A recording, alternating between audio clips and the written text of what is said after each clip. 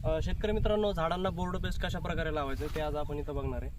आता बघू शकता ह्या झाडाच्या खोडामधून डिंक निघतो मोठ्या प्रमाणामध्ये. आता हे जर बाजूचं झाड जर बघितलं, झाड तिथं ते झाडाचं खोड जर बघितलं तर अशा पद्धतीचं जर झाडाचं जर खोड असेल प्लेनमध्ये, तर त्याला आपल्याला म्हणजे काही करायची गरज नाही, डायरेक्ट बोर्ड पेस्ट तिथं लावून द्यायचं आहे.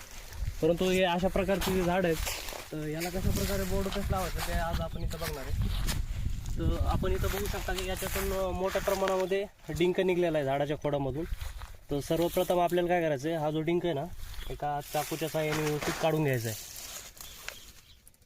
डिंक काढता वेळेस म्हणजे जास्त प्रमाणामध्ये झाडाची जी साल आहे, म्हणजे जो आतला भाग आहे, तो तिथं कटून जाणार नाही, म्हणजे कापला जाणार नाही, याची काळजी घेऊन थोडासा हळूवारपणे हा जो डिंक आलेला आहे तो आपल्याला तिथं काढून घ्यावा लागेल.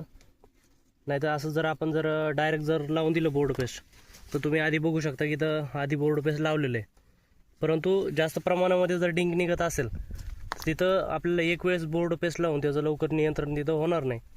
त्याच्यामुळं आपल्याला काय करायचं आहे की ठराविक अंतराने वेळोवेळी त्याच्यावर अशा पद्धतीने जर जास्त प्रमाणामध्ये जर डिंक निघालेला असेल तो तिथं काढून घेऊन बोर्ड पेस्ट लावून परत एक 8 दिवसाच्या किंवा 15 दिवसाच्या अंतराने तिथं आपल्याला बोर्डो मिक्सचरची तिथं फवारणी घ्यायची त्याच्यावर, किंवा ब्लू कॉपर जे बुरशीनाशक आहे त्याची तिथं एक 10 ते 15 दिवसाच्या अंतराने तिथं आपल्याला 2-3 फवारण्या घ्याव्या लागतील जर जास्त प्रमाणामध्ये जर डिंक निघालेला असेल तर.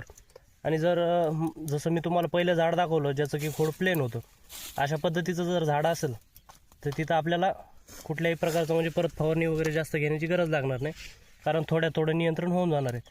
परंतु अशा पद्धतीने जर रोग वाढलेला जर असेल तर तिथं आपल्याला व्यवस्थितरित्या असं काय करायचं आहे, काढून घ्यायचं आहे डिंक, मग त्याच्यानंतर आपल्याला बोर्ड पेस्ट लावून घ्यायचं आहे. आता आपण इथं बोर्ड पेस्ट लावूयाला, इकडं बाजूला बोर्ड पेस्ट आहे, उद्या का लगा देऊ लगा दे. अशा पद्धतीने व्यवस्थित सगळा डिंक काढून घ्यायचा आहे जो बाहेर आलेला आहे तो, आणि त्याच्यावरती नंतर आपल्याला हे अशा पद्धतीने बोर्ड पेस्ट लावून घ्यायचं आहे.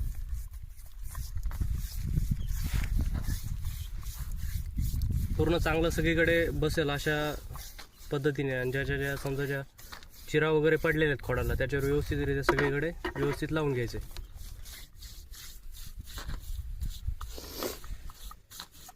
असं लावल्यानंतर काय होईल की जे अशा प्रकारचे जे खोड आहेत ते समजा जे फाटलेले आहेत त्याच्या चिरा आहेत त्या भरून निघतील. आता दुसरं एक झाड लागवतो, जर अशाच जर डिंक जर निघत राहिला तर काय होतं बघा, अशा ह्या ज्या फांद्या आहेत या वाळून जात आहेत.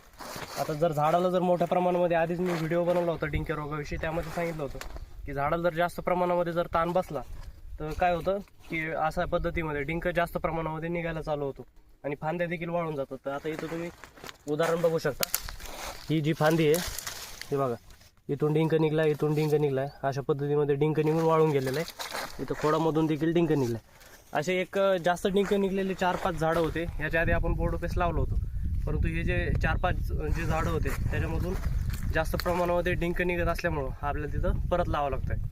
त्याच्यामुळं आपण जसं मी सांगितलं चाकूच्या साहाय्याने व्यवस्थितरित्या डिंक काढून घेतलेला आहे आणि त्याच्यावर आपण बोर्ड पेस्ट चांगल्या प्रकारे तिथं अप्लाय करतोय.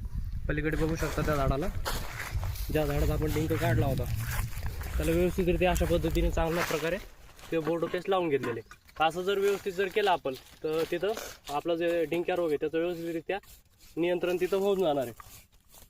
परंतु आपल्याला काळजी घ्यायची व्यवस्थित की हा जो रोग आहे तो तिथं वाढलाच नाही पाहिजे. जे आपण बाकीचे झाडं बघितले सगळे म्हणजे व्यवस्थित सुरक्षित झाड आहेत, त्याचे जे खोड आहेत ते व्यवस्थित कुठे चिरा पडलेले नाहीत, काही नाही. अशा प्रकारचे जर झाडं असतील तर आपण जर सुरुवातीला एकदा बोर्ड पेस्ट लावून दिलं तर परत त्याला काही करायची गरज नाही. परंतु अशी जी झाड आहेत त्याच्यावर आपल्याला विशेष लक्ष ठेवणं गरजेचं आहे. जर तिथं आपल्याला अशा पद्धतीने जर जास्त प्रमाणात डिंक जर निघलेला दिसत असेल तर व्यवस्थित काढून घ्या आणि त्याला बोर्ड पेस्ट व्यवस्थित लावून घ्या.